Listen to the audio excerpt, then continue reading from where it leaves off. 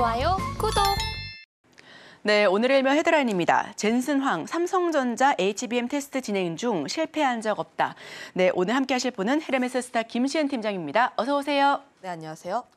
네, 젠슨 황 엔비디아 CEO가 삼성전자의 HBM 퀄 테스트 실패설에 대해 부인하는 입장을 내놨습니다. 자, 이런 부분에 대해서 지난번에 크게 주가 움직임 출렁임 보였었는데요. 이번에는 부인하는 입장을 내놨습니다. 헤드라인 풀어주시죠.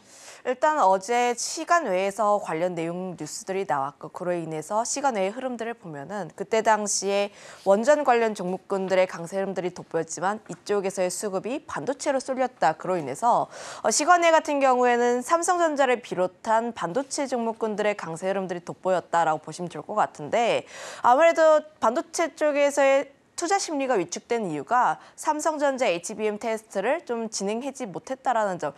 그 점에서 로이더 통신이 지난 24일에 테스트가 불발이 되었다. 발열 문제로 인해서 좀 실패를 했다라는 내용들이 나왔었지만 젠슨 황이 실패한 적이 없다라고 일축을 했고요. 관련했을 때 다시 한번 기대감은 살아나고 있는 상황이라고 보시면 좋을 것 같습니다. 다만 우리나라 같은 경우가 맨 처음에 나왔던 기사의 제목이 사실 자극적이었어요. 엔비디아의 삼성전자 HBM을 공급할 것이라는 헤드라인이 나왔다 보니까 그럼 테스트 성공한 거 아니냐라는 내용이 나왔지만 좀 기사의 내용을 좀 따져보게 되었을 때 지금 여전히 테스트를 진행을 하고 있고 젠슨 황이 삼성전자 HBM 테스트를 통과하면 쓰겠다라는 내용이 뉘앙스였습니다. 사실 원론적인 내용이라서 그렇게까지 크게 좀 기대감을 불러일으킬 만한 요소는 없었지만 그럼에도 불구하고 젠슨 황이 발언을 했다라는 거죠. 그 부분에서 시장은 좀 그래도 반응을 한 부분들이 있는데 지난해 9월부터 시작해서 삼성전자의 퀄 테스트가 언제 통과가 될 것인지에 대한 관심이 크게 모아진 부분들이 있는데 결국 지금 삼성전자, 마이크론 그리고 SK하이닉스 3개 회사의 다변화는 일어날 것으로 보고 있습니다. 우리나라 같은 경우도 보면은 SK하이닉스가 한미반도체 TC본더 잘 공급받고 있는데 최근에 한화정밀기계 쪽에서 TC본더를 받겠다 하고 있죠. 대만 같은 경우도 기계를 계속 받겠다라고 하는 것은 결국 공급자를 다변화해서 좀 리스크를 줄여 나가겠다라는 겁니다. 엔비디아도 마찬가지예요. 지금 찍을수록 계속해서 판매가 잘 되고 있는 입장인데 그럼 SK하이닉스뿐만 아니라 마이크론 그리고 삼성전자 HBM을 계속 받고 싶어 할 겁니다. 물론 테스트가 좀 진행되기까지 시간이 계속 오래 걸리긴 해요. 테스트하는데 시간이 얼마나 많이 걸리냐면 1000시간 걸립니다. 1000시간이요? 굉장히 다양한 상황들에서 좀 요건을 확인을 하기 위해서는 약 1000시간 정도가 소요가 되는데 거기다가 더해서 과거에 지적했던 문제들뿐만 아니라 최근 들어서는 새로운 문제들도 생기고 있다고 해요. 이런 부분들을 해결을 하기 위해선 조금씩 더 시간은 필요해 보이지만 결국 삼성전자 같은 경우에는 이 테스트를 좀 통과할 것으로 보여지고 있고 그로 인해서 지금 삼성전자 HBM의 사활을 걸고 있죠. DS 부문장도 바꾸고 있고 개발진도 따로 꾸리고 있는 만큼 지금 굉장히 사활을 진행을 하고 있기 때문에 결국 시간의 문제이지 앞으로의 방향성 자체는 틀리지 않았다. 라고 보고 있습니다. 그러면 현재 3파전이 진행이 되고 있는데 지금 비율을 보시게 되면 SK하이닉스가 50%. 좀 지금 아무래도 SK하이닉스의 진행 자체가 굉장히 빠르다 보니까 SK하이닉스의 점유율 자체는 조금 더 늘어날 가능성이 있긴 한데 주목해봐야 하는 건 마이크론입니다. 마이크론 같은 경우도 3 좀 긍정적으로 보여지고 있긴 한데 2차 벤더로 가기에는 비율이 굉장히 작아요. 그러면 결국 엔비디아 입장에서 삼성전자가 어떻게 해서든지 퀄 테스트를 통과를 해줘야 하는 바람이 있다 보니까 결국 지금 이런 부분에서 보게 되었을 때 엔비디아는 결국 삼성전자를 쓸 수밖에 없다고 보고 있고 거기다가 더해서 최근 그러니까 그제 나왔던 내용들이 엔비디아가 블랙웰에 이어서 루빈도 좀 로드맵을 공개를 했는데 결국 이 뜻은 이렇습니다. HBM 같은 경우는 계속해서 발전을 해 나가는 수밖에 없고 특히 루빈 같은 경우는 HBM4가 들어가다 보니까 앞으로 삼성전자, SK하이닉스 간의 2파전이 계속 진행이 될 수밖에 없다. 특히 지금 현재 진행되고 있는 양상으로는 H백 대비했을 때 B백 같은 경우에 HBM 숫자가 거의 2배 이상 늘어나고 있는 부분들이 있고요. 거기다가 블랙웰 같은 경우에는 3E가 진행되는 부분들이 있다 보니까 결국 이 부분에서 HBM 같은 경우는 단가가 올라갈 수밖에 없습니다. HBM4 같은 경우는 현재 개발 진행 중인 과정에 있어서 SK하이닉스 혹은 삼성전자 아직까지 승자라고 할 수 있는 시장이 아니에요. 그런 측면에서 보게 되었을 때 현재의 시장에서 SK하이닉스가 HBM3 그리고 HBM3E 쪽에서 점유율을 굉장히 가지고 있다 하더라도 과연 이 점유율을 HBM4에서 끌고 갈 수 있을지 여부는 좀 다른 양상이다 보니까 현재 점유율을 굉장히 많이 갖고 있고 캐파 증설을 굉장히 공격적으로 진행하고 있는 우리나라 투탑 쪽에 대해서 조금 더 주목을 해볼 필요가 있지 않을까.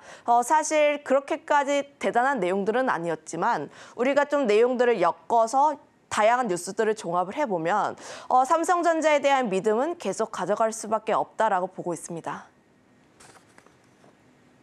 네, 해당 내용들로 인해서 어제 시간 외에서는 반도체 쪽으로 좀 수급이 쏠려주는 그런 분위기 연출됐습니다. 오늘 개장 직후에 반도체 관련주들 움직임 흐름들 좀 살펴보시면 좋을 것 같은데요. 자, 그렇다면 여기서 투자 키워드는 어떻게 잡아보면 될까요?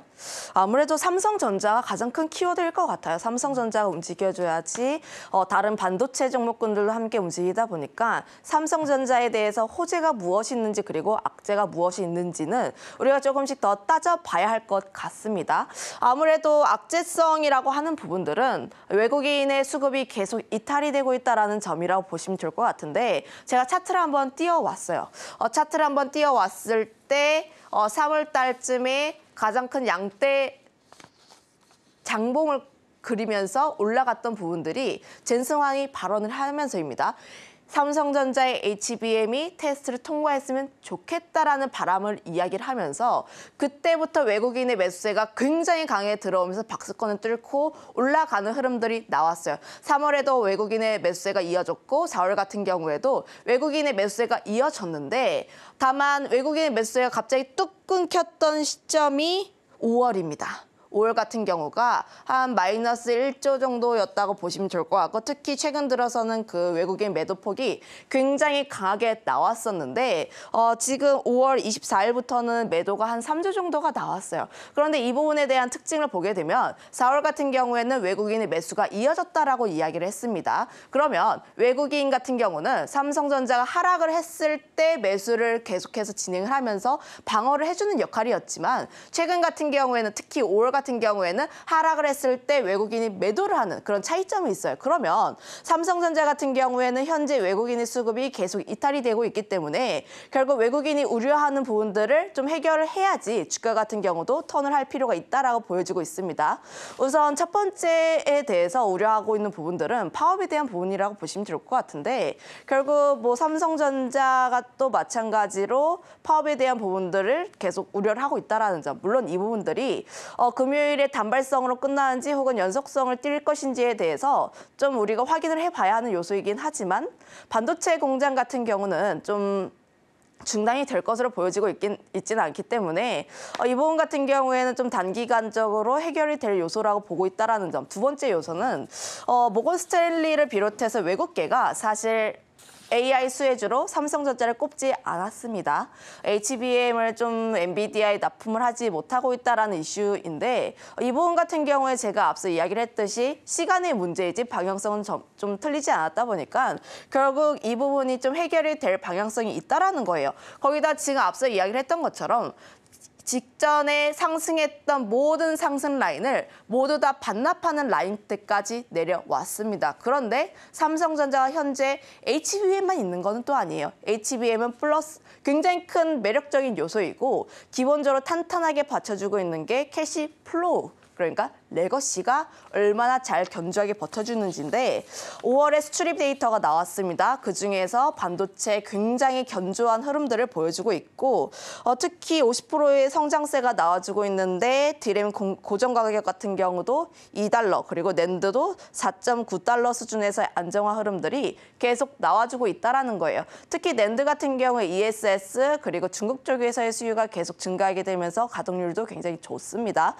그러면 당연히 수출 데이터가 굉장히 긍정적으로 나오고 있다 보니까 물론 증설까지는 아니지만 그래도 1분기 대비했을 때 2분기는 더 나은 실적을 발표할 수 있을 것이다라는 기대감이 좀 올라와주고 있는 상황이라고 보시면 좋을 것 같아요.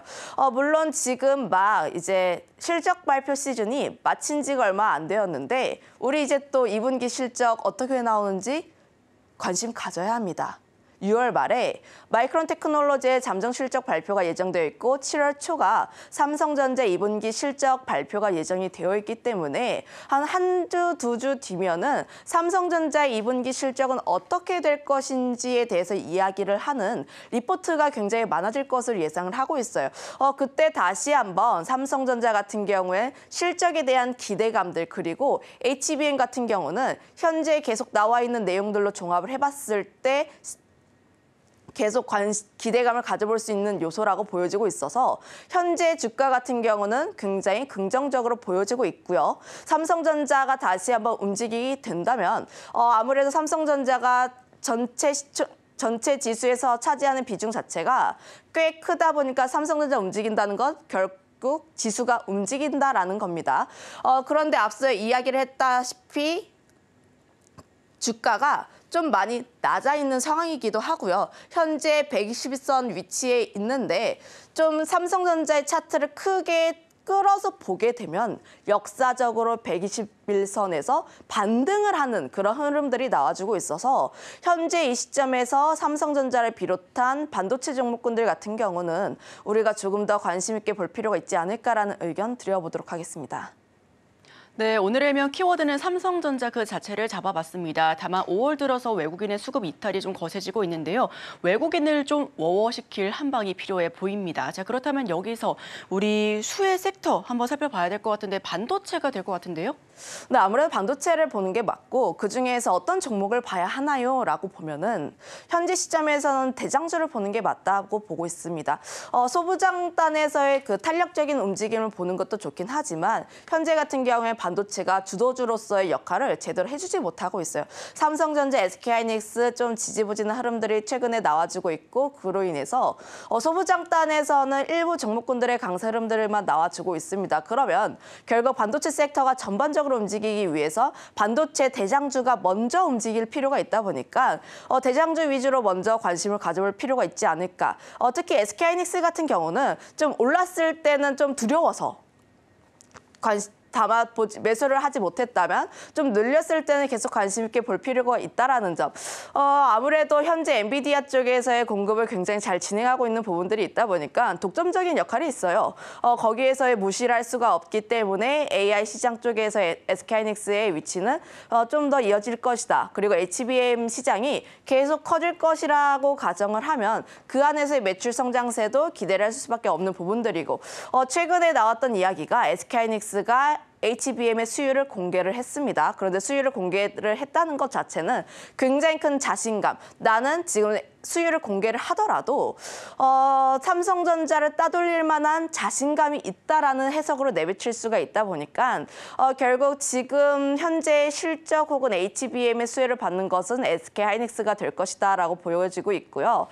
다만 조금 더 앞으로의 성장성 그리고 추가적인 성장을 기대를 해보게 된다면 상승폭에 대한 기대감을 보게 되면 아무래도 삼성전자를 바라볼 수밖에 없는 게 그 이유가 악재는 모두 다 주가에 반영이 되었고 이제부터는 좀 호재가 나올 때마다 반영이 되는 이슈로 보여지고 있어서 삼성전자를 그 다음으로 보시면 좋을 것 같습니다. 소분장단에서는 여전히 HBM 관련 종목군들을 보시면 좋을 것 같은데 그 이유가 지금 빅테크 미국 쪽도 그렇고 우리나라도 그렇고 결국 반도체가 성장을 하는 그 스토리 자체는 AI 스토리로부터 비롯이 되었어요. 물론 지난해 11월부터 수출 데이터 좋아지면서 긍정적인 흐름들이 만들어진 것은 맞지만 가장 큰 성장의 촉발 역할을 했던 점은 AI, HBM입니다. 그로 인해서 HBM 관련 종목군들을 관심 있게 보시면 좋을 것 같은데 다만 최근 들어서는 밸류체인이 전반적으로 기대감을 받기보다는